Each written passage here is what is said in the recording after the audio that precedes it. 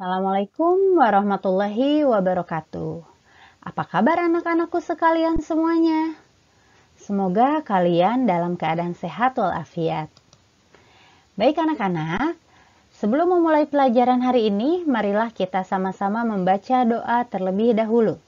Baca doa dimulai.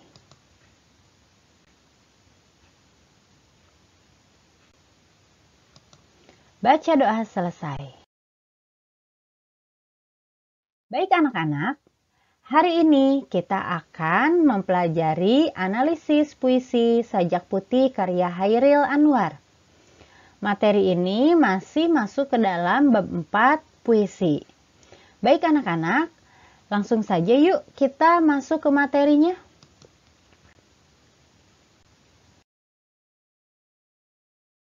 Ya, baik, di sini ada sebuah puisi berjudul Sajak Putih.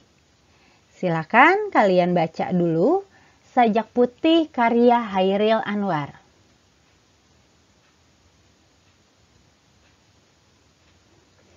Baik anak-anak, terima kasih sudah membaca puisi Sajak Putih.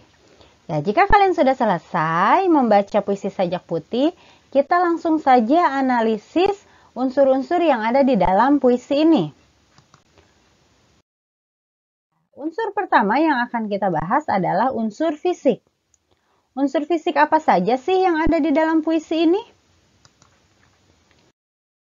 Ya, yang pertama adalah tipografi. Di dalam puisi Sajak Putih ada 3 buah bait. Setiap baitnya ada 4 larik. Bait 1, bait 2, dan bait 3 semuanya masing-masing 4 larik. Ya, selanjutnya ada unsur diksi. Ya, diksi pada bait pertama kalian bisa lihat ada warna pelangi. Warna pelangi ini menggambarkan hati seorang pemuda yang sedang senang, seperti sebuah pelangi yang berwarna-warni. Kemudian bertudung sutra senja. Senja ini menandakan sore hari. Kemudian di hitam matamu kembang mawar dan melati. Yang dimaksud adalah bola matanya yang indah. Selanjutnya di bait kedua, sepi menyanyi. Yang dimaksud adalah memohon doa kepada Allah. Kemudian yang kedua, muka kolam air jiwa. Maksudnya adalah bersedih hati. Selanjutnya, dadaku memerdu lagu. Yang dimaksud adalah berkata di dalam hati. Kemudian, menari seluruh aku. Nah, menari di sini menggambarkan rasa kegembiraan. Selanjutnya, pada bait ketiga, hidup dari hidupku, pintu terbuka. Nah, di sini pintu terbuka menggambarkan jalan keluar. Hidup dari hidupku menggambarkan bahwa hidup si aku ini penuh dengan kemungkinan. Selanjutnya, selama matamu bagiku menengadah. Maksudnya adalah kiasan bahwa si gadis masih mencintai si aku. Mau memandang wajah si aku. Aku ini adalah si penyair yang membuat puisi tersebut. Selanjutnya, selama kau darah mengalir dari luka. Maksudnya adalah hidup si aku ini penuh dengan harapan selama si gadis masih hidup wajar. Selanjutnya, antara kita mati datang tidak membelah. Maksudnya adalah sampai kematian tiba pun keduanya masih saling mencintai dan tidak akan terpisahkan.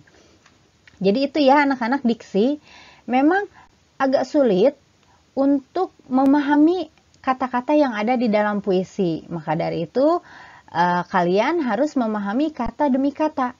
Jika sudah memahami kata demi kata, maka kalian bisa memahami apa sih yang dimaksud di dalam puisi tersebut. Ya.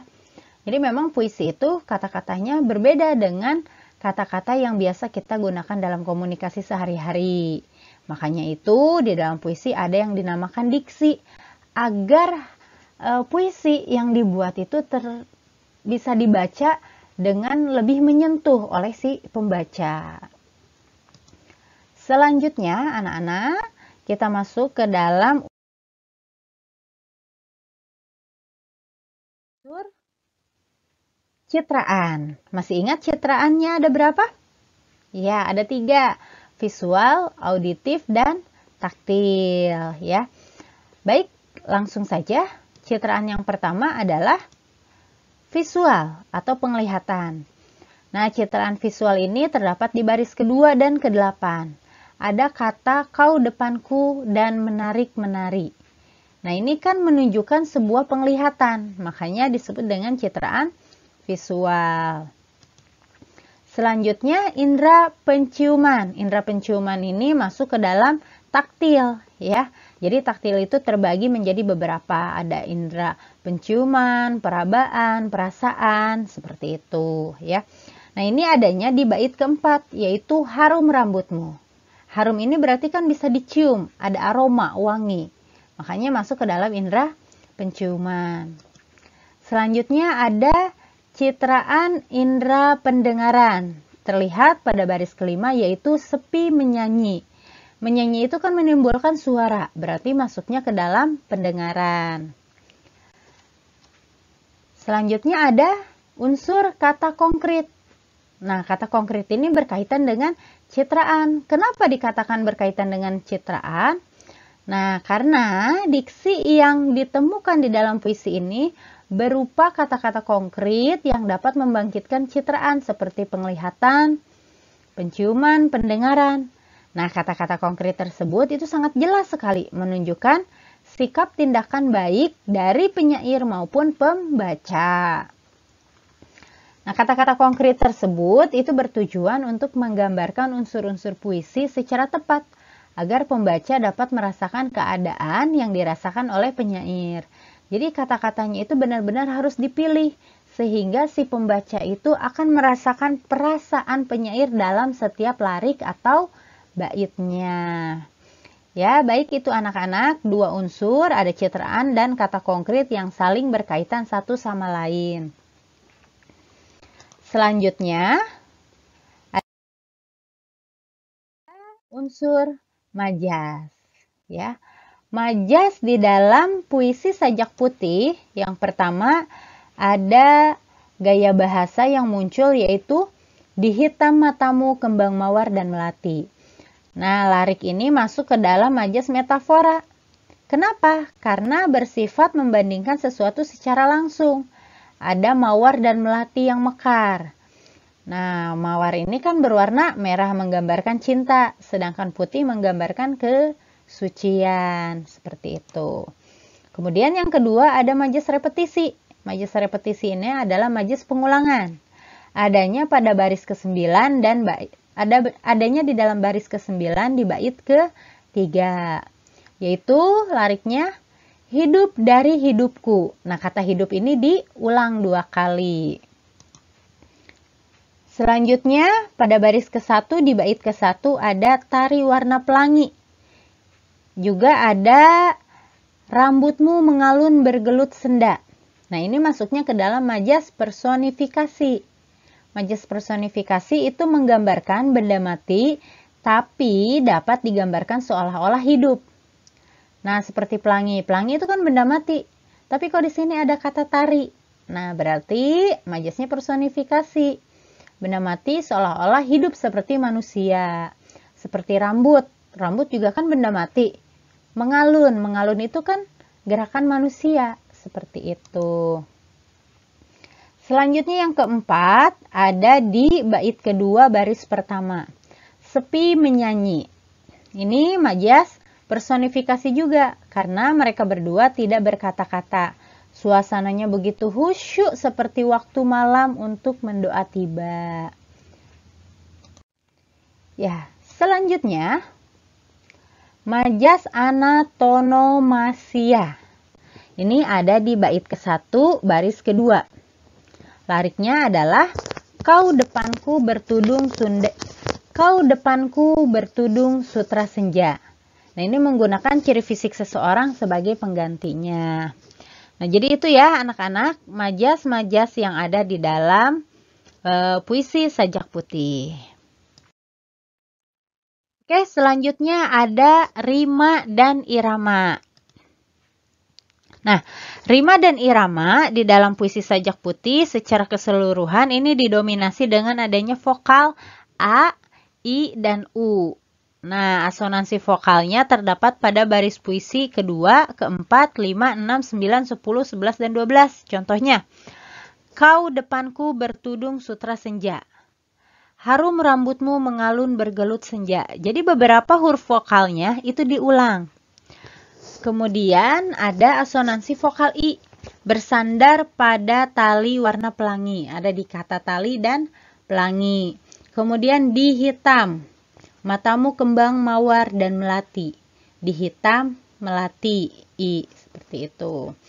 Nah, dari asonansi vokal di atas tadi dapat disimpulkan bahwa puisi ini mempunyai irama yang tepat dan beraturan, yaitu irama vokal I, A. Jadi yang diulangnya adalah huruf I dan A. Seperti itu. Itu contoh rima dan iramanya, ya. Ya, baik anak. Itu adalah unsur fisik. Sekarang kita lanjut ke unsur batin yang ada di dalam puisi sajak putih. Ya. Baik. Unsur batin yang pertama adalah tema. Nah, tema apa sih yang ada di dalam puisi sajak putih? Ya, betul. Temanya adalah percintaan. Di dalam puisi sajak putih ini menceritakan seorang gadis yang sangat cantik, yang mempunyai cinta yang sangat tulus dan memikat terhadap seorang pria yang membuat pria tersebut merasa terharu dan tertarik terhadapnya. Tapi kedua insan tersebut belum ada kesiapan untuk saling menyatakan perasaannya masing-masing. Mereka berdua hanya saling diam tanpa ada sepatah kata yang diucapkan. Mereka hanya berbicara di dalam hatinya masing-masing. Namun si prianya mempunyai banyak harapan bahwa si gadis tersebut mencintainya. Dan kedua insan tersebut berjanji bahwa sampai kapanpun mereka tidak akan terpisahkan. Nah, itu bisa disimpulkan dari puisi setelah kalian memahami maksudnya apa. Nah, yang unsur batinnya adalah perasaan. Perasaan yang ditekankan pada puisi ini adalah rasa bahagia. Karena kedua insan yang tadinya tidak mempunyai keberanian untuk saling menyatakan perasaannya, tetapi pada akhirnya mereka mempunyai keberanian untuk saling menyatakan perasaannya. Karena cinta yang dimiliki oleh kedua insan tersebut sangat tulus dan suci. Ya, jadi perasaannya adalah rasa bahagia. Selanjutnya adalah nada. Nah, nada yang ditunjukkan di dalam puisi sajak putih adalah kegembiraan dan kebahagiaan. Nada gembira dan bahagia ini muncul karena rasa gembira seorang pria yang memiliki seorang gadis yang mempunyai cinta yang sangat tulus dan suci terhadap si pria tersebut. Nah, itu terlihat pada kata tali warna pelangi, sutra senja, menarik-menari. Nah, maka muncullah benih-benih cinta di antara mereka. Unsur nada di dalam puisi ini adalah optimis dan kesetiaan. Jadi kalau tadi perasaannya perasaan apa? Ya, perasaannya rasa bahagia atau rasa gembira. Nadanya adalah optimis dan kesetiaan. Jadi kalau mau menentukan nada, kalian harus tahu dulu perasaannya apa. Nah, nanti saling dikaitkan satu sama lain. Ya baik, unsur selanjutnya adalah amanat. Ayo, siapa yang tahu apa amanat yang terdapat di dalam puisi ini? Ya, baik.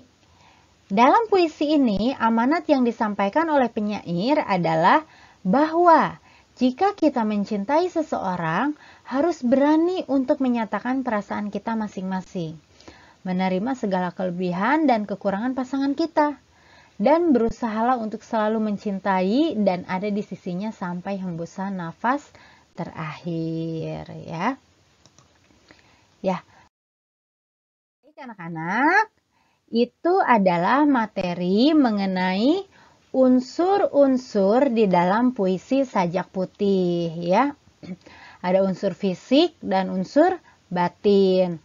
Unsur fisiknya diantaranya ada tipografi, ada diksi, citraan, kata konkret, majas, rima. Kemudian di dalam unsur batinnya ada tema, nada, kemudian ada perasaan, dan juga ada amanat.